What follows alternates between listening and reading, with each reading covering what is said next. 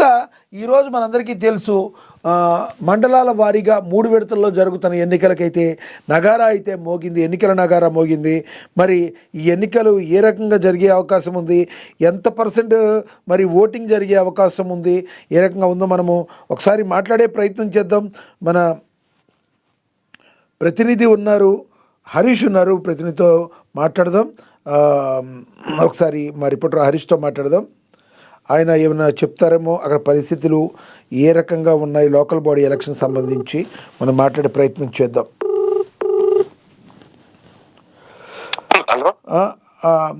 హరీష్ చెప్పండి, ఈ పంచాయతీ ఎన్నికలు ఏ రకంగా జరుగుతున్నాయి, ఓట్లు వేయటానికి ప్రజలు సుముఖత ఎలా చూపిస్తున్నారు, ఎంత పర్సెంటేజ్ ఓటింగ్ జరిగే అవకాశం ఉందంటే ఏం చెప్తారు ఈరోజు?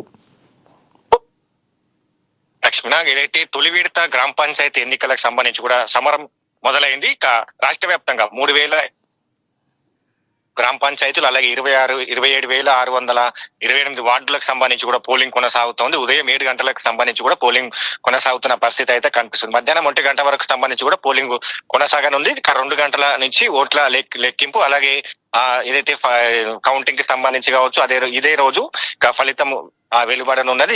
వీలైతే ఉప సర్పంచ్ కి సంబంధించి కూడా ఎన్నిక ఈ రోజే జరగనున్నది. ప్రధానంగా తొలి విడతకి సంబంధించి కూడా పకడ్బందీగా వైపు ఏర్పాట్లు కావచ్చు, ఎందుకంటే ఇప్పుడు స్థానిక సంస్థల సమరం కాబట్టి పోలింగ్ శాతం కూడా ఎక్కువగా నమోదయ్యే అవకాశాలు ఉంటాయి. ఎందుకంటే గ్రామీణ ప్రాంతాలకు సంబంధించి కూడా ఓటింగ్ జరగబోతా ఉన్నది కాబట్టి గ్రామీణ ప్రాంతంలో ఏదైతే పోలింగ్ శాతం గతంలో పలు సూచికల ద్వారా కూడా చెప్పొచ్చు, అంటే దాదాపుగా 60% పైగా కూడా పోలింగ్ నమోదు అవుతా ఉంటది. 60% కిందిగా కూడా ఎప్పుడు సంస్థల ఎన్నికల పరిస్థితి అయితే కనిపిస్తా ఉన్నది. కాబట్టి ఇప్పుడు పోటీ నెలకొన్న పరిస్థితి అయితే కనిపిస్తా ఉంది. ప్రధానంగా ఇప్పుడు అధికారంలో ఉన్న కాంగ్రెస్ పార్టీ కావచ్చు, ప్రతిపక్ష బీఆర్ఎస్ పార్టీ, అలాగే బీజేపీ, ప్రధాన 3 పార్టీలతో కలిపి మొత్తంగా ఏదైతే ఇండిపెండెంట్ అభ్యర్థులకు సంబంధించి కూడా పోటాపోటీగా నామినేషన్లు దాఖలు చేసిన పరిస్థితి అయితే కనిపిస్తా ఉన్నది. తొలి విడతలకు సంబంధించి కూడా దాదాపుగా అంటే 390 సర్పంచ్ స్థానాలకు సంబంధించి కూడా ఏకగ్రీవమైన నేపథ్యం అయితే కనిపిస్తా ఉన్నది. తొలి విడతలో 9,633 వార్డు సభ్యులకు సంబంధించి కూడా ఏకగ్రీవం అయ్యాయి.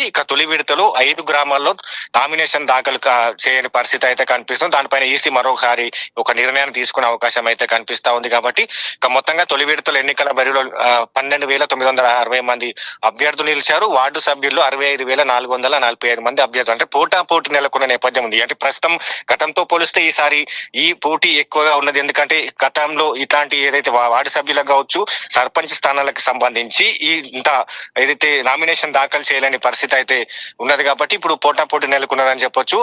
ప్రధానంగా ఓటింగ్ కి సంబంధించి కూడా కొనసాగుతా ఉన్నది. ఇప్పుడిప్పుడే ఓటర్లంతా కూడా తమ ఓటు హక్కును వినియోగించుకుంటున్న పరిస్థితి అయితే కనిపిస్తా ఉన్నది. కాబట్టి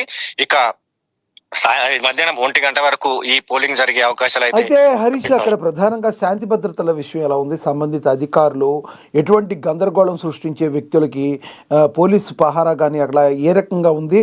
అక్కడ మద్యం దుకాణాలు కావచ్చు, ఇప్పటికే ఆల్రెడీ బంద్ అయి ఉన్నాయి, మన అందరికీ తెలుసు. ఎన్నికల పోలింగ్ తర్వాత అక్కడ పరిస్థితి ఎలా ఉంది? శాంతి భద్రతలకు సంబంధించి కూడా ఎట్టి పరిస్థితులు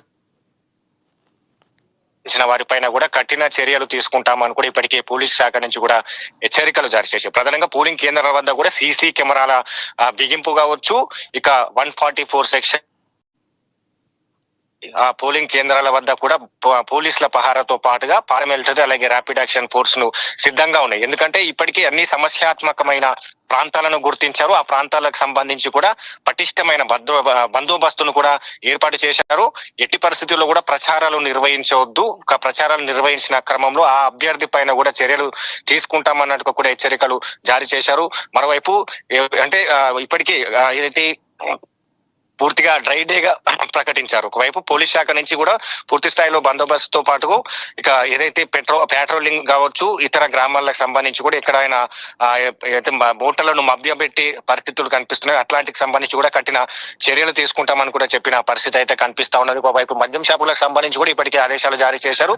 మద్యం షాపులకు సంబంధించి కూడా మొన్నటి నుంచి మద్యం షాపుల బంద్ కొనసాగుతున్న నేపథ్యం అయితే కనిపిస్తా ఉన్నది. కాబట్టి ఎన్నికలను ఏదైతే శాంతి భద్రత నడుమ నిర్వహించాలని కూడా ఇప్పటికే ఏదైతే ఈసీ కావచ్చు, వైపు పోలీస్ శాఖ నుంచి కూడా ఆదేశాలు జారీ చేసిన నేపథ్యంలో పూర్తి స్థాయిలో ఇప్పటికైతే ప్రశాంతంగా కొనసాగుతున్నది. ఒక్కొక్క కొన్ని ఘటనలు కూడా చోటు చేసుకుంటున్న నేపథ్యం అయితే కనిపిస్తా ఉన్నది. ఇప్పుడైతే అంటే తాజా సమాచారం ప్రకారం ఇప్పుడిప్పుడే మందకోడిగా పోలింగ్ కొనసాగుతున్న నేపథ్యం అయితే కనిపిస్తా ఉన్నది. కాబట్టి పూర్తి స్థాయిలో ఏదైతే 12 తర్వాత కూడా ఈ పోలింగ్ శాతం పెరిగే అవకాశం అయితే కొన్ని సంఘటనలు చోటు చేసుకుని కేతాపల్లి మండలంలో కాంగ్రెస్ బీఆర్ఎస్ వర్గాల మధ్య ఘర్షణ చోటు చేసుకున్న వాతావరణం అయితే కనిపిస్తా ఉంది. అక్కడ కత్తులు రాళ్లతో ఇరు వర్గాల దాడి చేసుకున్న పరిస్థితులు అయితే కనిపిస్తున్నాయి. ఈ నలుగురికి సంబంధించి కూడా అక్కడ పోలీసులకు సంబంధించి కూడా వాళ్ళని అక్కడి నుంచి పంపించారు. పోలీసులు ఇంకా భారీగా మోహరించిన నేపథ్యం అయితే కనిపిస్తా ఉన్నది. కాబట్టి ఇట్లాంటి సంఘటనలు చోటు చేసుకోకుండా ఎప్పటికప్పుడు పోలీసులు నిఘా నీడలో కూడా ఎన్నికలు కొనసాగుతున్నాయని పోలింగ్ కొనసాగుతుందని చెప్పొచ్చు. లక్ష్మీనాథ్. Thank you Harish. అదే చూసాం కదా, కొన్ని చోట్ల అక్కడక్కడ సంఘటనలు అయితే జరుగుతున్నాయి. కాంగ్రెస్ బీఆర్ఎస్ వర్గాల మధ్య కొంత అలజడి అయితే చెలరేగింది. మరి కర్రలతో దాడి చేసుకున్న పరిస్థితి, అక్కడ శాంతి భద్రతలకు విఘాతం కలగకుండా ఉండేందుకు మరి పోలీసులు కఠిన చర్యలు తీసుకుంటున్నట్లుగా కూడా మరి మా ప్రతినిధి చెప్పడం జరిగింది. దీన్ని బట్టి చూస్తే పంచాయతీ ఎన్నికలు కూడా ఎక్కడ తగ్గినట్టు లేకుండా ప్రతి రాజకీయ పార్టీ కూడా ఎంతో ప్రతిష్టాత్మకంగా తీసుకున్న పరిస్థితి. రానున్న రోజుల్లో